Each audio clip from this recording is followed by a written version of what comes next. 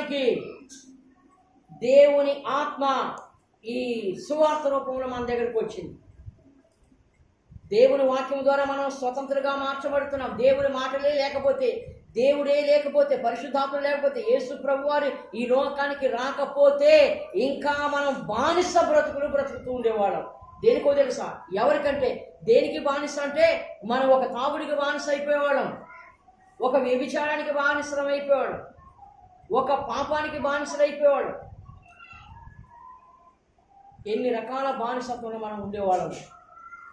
చెరలో ఉండేవాళ్ళం, కట్టబడి ఉండేవాళ్ళం, పట్టబడి ఉండేవాళ్ళం.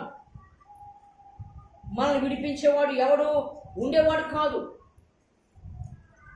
చెరలోనున్న వారికి విడుదల, దేవునికి స్తోత్రం. ఇది కదా స్వతంత్రం. చెప్పండమ్మా,